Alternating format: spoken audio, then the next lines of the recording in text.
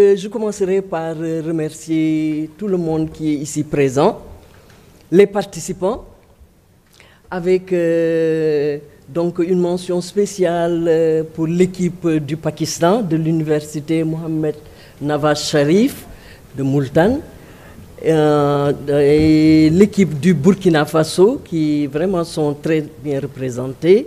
Je remercie aussi nos chers invités. Je remercie EMIA pour m'avoir associé à cette 4e édition de Academia. Et nous sommes arrivés donc à la fin de cette belle journée dédiée à la filière mangue. Je dis donc cette belle journée, donc je l'associe à mangue parce que je discutais au téléphone avec le directeur de la CEPEX. C'est M. Serigne Alioune Diop, je pense. Et il me disait que le Sénégal avait les plus belles variétés, les variétés les plus succulentes de mangue en Afrique de l'Ouest. Et on avait donc des opportunités sur les marchés extérieurs. Nous avons suivi tout au long de cette journée les interventions qui ont été délivrées et les discussions qui s'en sont suivies. Et ce que je veux retenir, c'est qu'il n'y a que des défis. Sur toute la filière mangue, il n'y a que des défis. Défis au niveau de la production, défis au niveau des normes et certifications pour la régulation internationale, défis au niveau de la logistique et défis au niveau de la transformation. Et vous avez essayé au niveau des différentes sessions, d'apporter des solutions à ces différents défis. Et je vais donc, sans préparation, j'ai suivi, parce que si je n'avais pas suivi, je n'aurais pas pu prendre de notes. Je vais revenir rapidement sur les grands défis qui ont été soulevés tout au long de cette journée. Et je vais donc passer en revue les solutions qui ont été proposées pour solutionner ces défis. Donc, on va procéder session par session. Le premier défi, c'était le défi au niveau de la production. Donc, un gros défi. M. Aïssou l'a dit tout à l'heure, il faut partir d'un bon produit pour arriver à un très bon produit, pour arriver à un bon produit de transformation. Donc, pour dire que la production, c'est le maillon fort de la chaîne des valeurs donc, de la filière mangue. Et le premier défi, c'est la maîtrise de la matière végétale. C'est le gros défi de cette session qui a été intitulée « Défis et solutions de production ». Donc, maîtrise de la matière végétale. Qu'est-ce que vous avez apporté comme solution? Vous avez proposé la modernisation des vergers, le choix des variétés, le renouvellement des variétés ou des plants au niveau des vergers, l'amélioration génétique quand c'est possible, d'intervenir au niveau de la densité des pieds, de parfaire l'irrigation et de ne pas oublier aussi la fertilisation. Vous avez aussi beaucoup parlé de changement climatique. Donc, les vagues de chaleur qui ont négativement impacté la production, par exemple, cette année ou l'édition 2023. Donc, les fortes chaleurs, c'est le changement climatique. Il faut aussi qu'on n'oublie pas la production dans le sud du Sénégal, donc en Casamance, parce qu'on a dit que 80% de la production partout ailleurs est exportée et utilisée, alors que dans le sud, il n'y a que 5% qui est exporté. Donc c'est un gros problème qu'il faut régler par rapport à la Casamance. Deuxième défi, c'est les défis phytosanitaires. Il y a des problèmes phytosanitaires, c'est ou des résidus pesticides ou des infections dues à des micro-organismes. Je mets dans micro-organismes donc les champignons, les bactéries, etc. et des ravageurs. Les mouches, c'est des ravageurs. Donc il y a des problèmes et les exportateurs doivent se soumettre à des, comme ils l'appellent, à des réglementations ou normes internationales.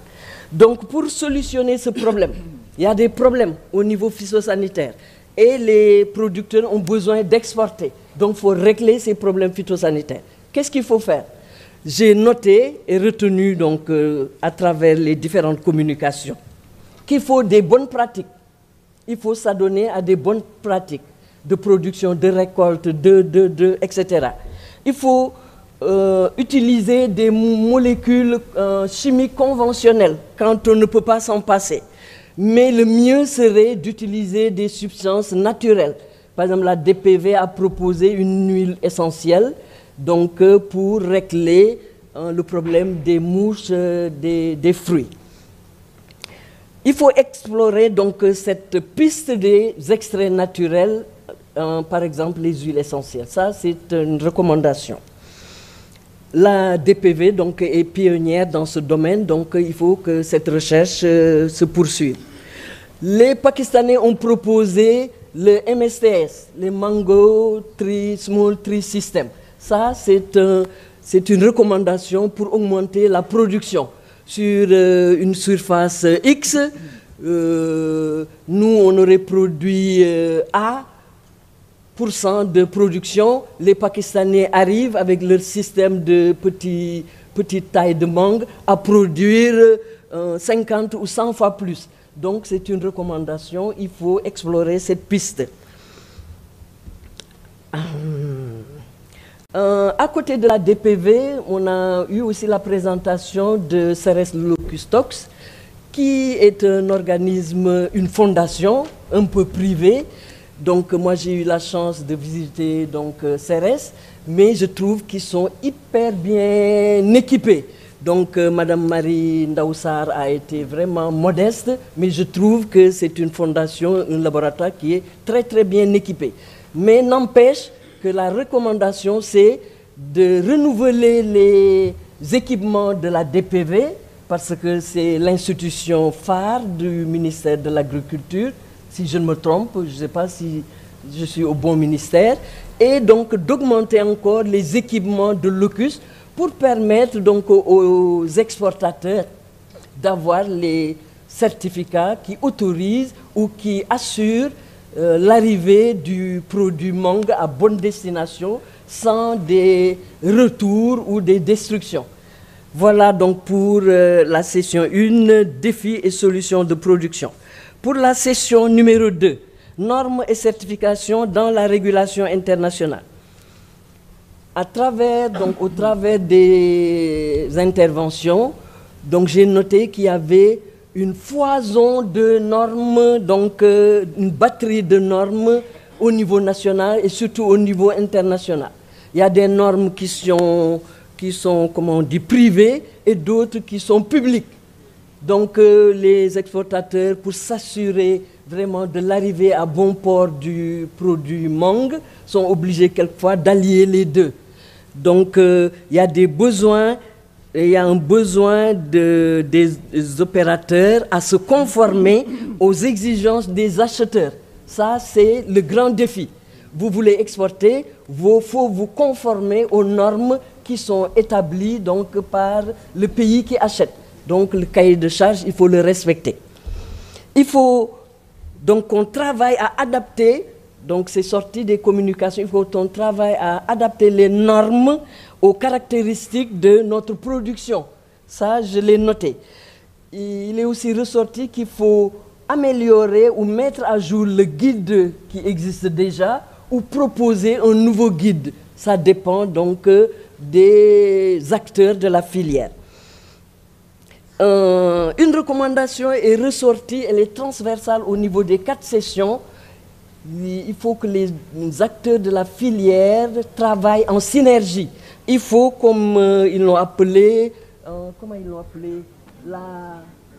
l'interprofession. Donc, il faut mettre sur pied une interprofession qui regroupe tous les acteurs de la filière pour pouvoir résoudre les problèmes avec une plus grande efficacité. Donc, une organisation. Ce manque d'organisation au niveau de la filière, il faut y remédier le plus tôt possible pour pouvoir avancer. Il faut aussi, pour réussir l'exportation, il faut diversifier les marchés donc, de destination. Il ne faut pas seulement exporter vers l'UE, puisque l'UE corse les normes et les certifications, il faut aller ailleurs, peut-être ce sera un peu plus souple. Voilà, les compétences humaines existent, il faut donc, je pense, renforcer les équipements qui permettent donc d'obtenir les certifications qui permettent l'exportation. Et c'est heureux que la DPV ait pu digitaliser donc, le processus d'attribution des certificats pour l'exportation, donc à travers 2 plateformes. J'ai oublié encore, lors d'une discussion au téléphone, le directeur de la DPV m'avait donné, je ne sais plus, IX et YX. Donc, il y a 2 plateformes sur lesquelles l'exportateur clique et il donne les renseignements et on lui envoie donc son certificat. Plus besoin d'aller faire la queue ou au directeur de se mettre là à signer 1000 certificats, etc. Donc, vraiment, c'est une solution heureuse. Session 3. Bon, je suis désolé d'aller à la vitesse TGV, mais c'est le temps qui l'impose. Non, vitesse TER. D'accord. Donc, défi au niveau de la logistique, donc dans l'approvisionnement du marché, donc au niveau du commerce. Le Sénégal a de nombreuses opportunités et des avantages sur les marchés extérieurs, je l'ai dit tantôt, mais de nombreux défis, donc en plus des défis de production, il existe énormément d'autres défis qui sont inhérents à la logistique, donc pour amener le produit du Sénégal vers la destination. Les solutions. Donc, dans ces défis, on a les défis il existe des contraintes de stockage, il existe des défis dans les conditions de transport, de la manque, des défis d'accès au marché. Donc, et il y a donc un très faible soutien de l'État donc pour accompagner les exportateurs dans la filière mangue. Les solutions. Amélioration de l'accès donc au marché donc extérieur notamment. Il y a une proposition qui est sortie, la numérisation aussi de la vente. Donc ça, c'est à la mode, donc il faut se mettre à la page. Les certifications, donc il faut que les instituts qui les délivrent, donc, ou les organismes qui aident à la décision, aident à la facilitation, donc à l'obtention de ces certificats. Et je l'ai dit, je le redis, diversifier encore les marchés d'exportation. Encore, je le dis, c'est transversal, la filière gagnerait énormément à être organisée, il manque une organisation. Il faut aussi réfléchir sur les accords commerciaux. Il faut appuyer donc le marketing, donc réfléchir sur une marque collective de la mangue. Tout ça relève de l'organisation de la filière. Si on a une bonne organisation, on se met d'accord sur une filière mangue facilement.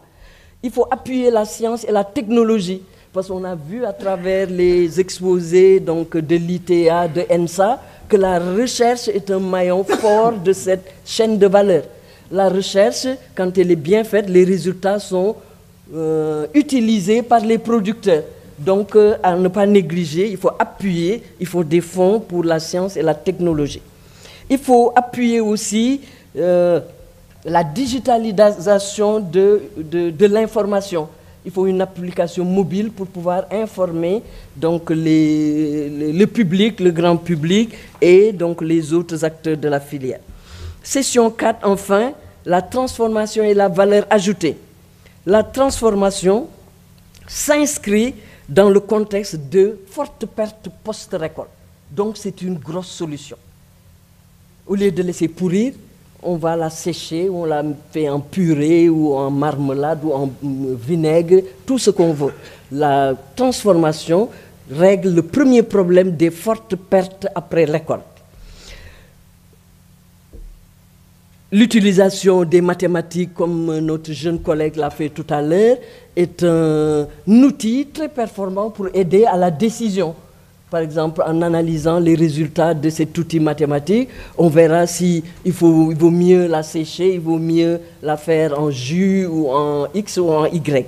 Donc voilà les grands points que j'avais notés donc, tout au long de la journée et que je voulais vous livrer donc, en cette belle fin de journée de mangue. Bon, je pensais même qu'on allait avoir des cajots de mangue là qu'on allait distribuer. Parce que je suis une grosse, je ne suis pas spécialiste de la mangue. Je suis phytopathologiste, donc j'ai souvent travaillé dans les champignons, dans les bactéries, mais la mangue, je ne suis pas que consommatrice. Donc ce que je viens de vous dire, donc c'est la synthèse que j'ai pu faire donc, à l'écoute de toutes les communications et des échanges qui ont été suscités à travers ces sessions. Je vous remercie.